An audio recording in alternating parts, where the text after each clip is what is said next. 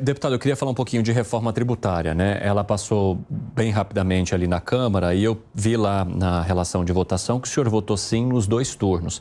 E a gente trouxe uma discussão hoje aqui, inclusive na Jovem Pan, mencionando que muitos dos parlamentares acabaram votando ali sem sequer entender o que essa reforma traria de fato, porque a alíquota não estava sendo discutida ainda naquele momento. O senhor confia na reforma tributária que passou com o teu voto, inclusive, na Câmara? Eu confio no sistema. Quando você vota um tema, por mais que este tema não esteja maduro, que nós chamamos de tá pronto, tá maduro, pode votar. Por mais que não faça isso, nós temos um tempo de maturação. Existem pautas que se deixar para depois não vota. Esfria, muda, como aconteceu, era para a gente ter votado a reforma tributária lá no governo Bolsonaro. Era para a gente ter votado isso lá, mas esfriou o tema. Então, tem um tempo ali de maturação. Se você passar aquele tempo, a fruta vai cair da árvore e não vai dar certo. Agora, depois de 30 anos, não foi rápido demais na Câmara? Isso já vem sendo discutido há muito tempo. Aquele texto que está lá, por exemplo, a gente pega lá atrás o Aguinaldo Ribeiro, o Baleia Rossi. Nós discutimos muito esse tema com os textos dele lá. Nós viramos noite discutindo, já estava sendo discutido. É lógico que o Congresso renovou bastante, inclusive mais na Câmara dos Deputados. E esse tema veio, os líderes trouxeram os pós e os contras e falaram, olha, nós temos aqui que fazer a nossa parte. Agora, se a gente não avançar, não vai votar. Agora, senador, vocês precisam revisar. Vocês precisam dar um tom diferente aí naquilo que não ficou 100% aqui na Câmara. Então, está tendo um monte de mudança lá e um monte de gente trabalhando, inclusive, para garantir algum tipo de benefício para setores os quais essas pessoas elas representam. E isso pode fazer com que a alíquota geral suba ainda mais, deputado? É natural isso acontecer. O Senado, a Câmara, é composto de pessoas... Mas vai ser natural depois... de representantes. Quem não está nesse grupo, pagar mais? Deixa eu te contar uma coisa. Em 1994, Paulo Maluf falou assim, vou tirar os cobradores de ônibus e vou colocar catraca eletrônica. Eu me recordo muito bem que foi greve para todo lado. Greve pior do que as que tiveram aqui agora. Teve uma agora que não teve controle, inclusive ficou aí o metrô tudo parado, o trem parou tudo, né? Acho que não sei, não teve controle. E foi greve atrás de greve naquela época. Tinha um controle ali daquela quantidade mínima e tal, respeitavam o líder naquela época. E acabou que ele foi lá na raça e implantou a catraca eletrônica.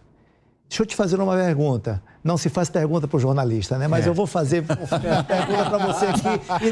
Eu me reservo o direito de não responder. Pois é. O media trainer fala para mim, Cezinha, você é da área. Nunca faça uma pergunta para o apresentador. Mas olha só, vou fazer uma pergunta que eu mesmo vou responder para você. Eu vou quebrar seu galho. Você vê como... Olha, me diga, se o cobrador ficou desempregado, ele se atualizou. Teve a pandemia. Os restaurantes fecharam. Eu fiquei triste um dia, até chorei com um dos donos. Eu fiquei emocionado aqui no centro de São Paulo. Um restaurante com mais de 50 anos. Fechou a porta e não conseguiu reabrir. O senhorzinho, a família ali que não se atualizou, os filhos estavam em outra área e ele não atualizou durante a pandemia. Faliu, fechou. Por quê? Não se atualizou. Mas você pega aí... O tanto que mudou nos aplicativos do tipo de comida. Os restaurantes estão cheios e os aplicativos estão funcionando. As pessoas se atualizaram. Inclusive, teve gente que estava desempregado e hoje está empregado por conta da pandemia, que se atualizou. A necessidade daquele momento fez com que a pessoa se atualizasse. Ou seja, se a reforma tributária traz uma pauta diferente, traz uma mudança, nós temos que tentar organizar. Se o Congresso está votando... O senador, gente, o deputado é eleito por pessoas como eu e você, que representa, quem está ali representa uma parte da sociedade e sabe que se ele não votar correto e não tiver uma explicação correta lá na ponta, ele vai perder a próxima eleição. Ele precisa ter firmeza naquilo que ele está fazendo. Quando eu voto uma pauta, quando eu tenho dúvida, eu vou ao meu líder e falo, olha, essa pauta está dura. Então, bora discutir junto aqui, que é para a gente ver se eu voto sim ou se eu voto não. O que eu não gosto é de me abster. Eu acho que o deputado, o senador, quem é eleito pelo voto popular, ele tem a obrigação de votar, ele tem a obrigação de discutir, ele não pode fugir, ele não pode correr da responsabilidade. Se você votar errado, vai pagar o preço. O senhor tem medo de ter votado errado? Não tenho medo, não, porque eu discuti muito antes de votar. O senhor confia que a sociedade não vai pagar mais imposto do que paga hoje? Não é questão de pagar mais imposto, não. Nós temos hoje uma atualização no Brasil. Esse governo está muito focado nessa questão de arrancar mais dinheiro da população, né? Está focando em arrecadação. Está focando em arrecadação, até porque tem que arrecadar, sim. Aquela questão de taxar as superfortunas, tinha muita coisa fora do eixo. Quando lá atrás vem o PIX, essa coisa toda, isso aí foi para botar o dinheiro para dentro. Tinha muito dinheiro na rua circulando sem estar dentro dos bancos, sem estar sendo taxado. Então, quando vem uma atualização, você tem que olhar para o mercado e tem especialistas, gente, cuidando disso. Tem técnicos brasileiros cuidando disso, que estudou, tem economista, tem gente trabalhando. É uma ideologia diferente. Eu não posso me abster de não votar. Se o meu líder me garantiu, se me mostrou, olha, não está como eu queria, mas vamos avançar? Vamos dar mais um avanço. Se tiver totalmente errado, aí a casa revisadora de tudo, que é o Supremo, vai dizer assim, não é constitucional. Deputado... Então, eu acho que o Senado tem que reparar algumas pontas, aparar algumas arestas que não foi reparado na Câmara. Mas, nitidamente, a reforma tributária causa uma esperança, uma expectativa muito positiva na população. O senhor mesmo disse que há 30 anos esse tema é discutido e isso, obviamente, acaba refletindo nessa esperança popular.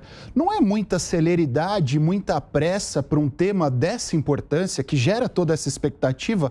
Até porque o senhor disse também, se ela não sair ao gosto da população, de alguma forma sair alguma coisa ruim, os parlamentares serão cobrados. Serão cobrados. Não é uma responsabilidade muito grande essa pressa, essa celeridade? Não vou chamar de pressa, vou chamar de celeridade toda? Olha, existem pautas que se votam no primeiro ano. No Brasil, infelizmente, é assim. Do jeito que nós temos a política brasileira, se você não votar no primeiro ano, você não vota no segundo, nem no terceiro, nem no último. Então, não é questão de pressa. Governo, o senhor fala? Primeiro ano de mandato. Primeiro ano de mandato, seja governo, tem que votar. Tem coisa que tem que votar. Pautas difíceis de votar, tem que votar. Tem que colocar para discussão logo no início, senão depois esfria. Por conta daquilo que nós falamos aqui, se eu pegar meu celular, dá licença, dos selfie, aqui, olha, tá aqui, dos políticos selfie, que vive aquele momento, não está preocupado com o seu bolso lá na ponta. Toda mudança gera reação. É natural, não estou dizendo que está 100% certa a reforma tributária, não. Eu não acredito que foi pressa, não. Não foi pressa de jeito nenhum. Esse tema já vem sendo discutido há muitos anos, tinha que ser votado agora. Tem um detalhe. Outro dia, um rapaz em um ministério falou assim, olha, deputado, não dá para fazer porque a regra não permite. É um tema lá. E eu disse, meu filho, vamos programar aqui, bora criar uma situação aqui, porque nós vamos mudar essa regra. Quando tem um acordo político, aqui na Praça dos Três Poderes, muda a regra de um dia para o outro, é só votar no Congresso. E nós votamos o tema do Congresso, que era um tema de radiodifusão, inclusive, para beneficiar o radiodifusor, para dar mais prazo, para tirar um pouco de despesa que tinha demais no dono de rádio, dono de televisão, que leva a informação correta para o povo. E aquele tema foi mudado e foi bom para todo mundo e o governo não faliu por aquilo, o governo ficou sem arrecadar. Ao contrário, estava com muita dívida antiga sem pagar. Aí, quando muda a lei, muda a regra, aí vai lá e todo mundo parcela bonitinho, paga, tira os juros e multa e paga. A mesma coisa é aqui a reforma tributária. Votou, foi às pressas. No dia seguinte, meu irmão, o Congresso se reúne de novo. Vamos mexer naquilo que não ficou bom. Nós temos mexido agora em algumas leis que foi aprovado recente.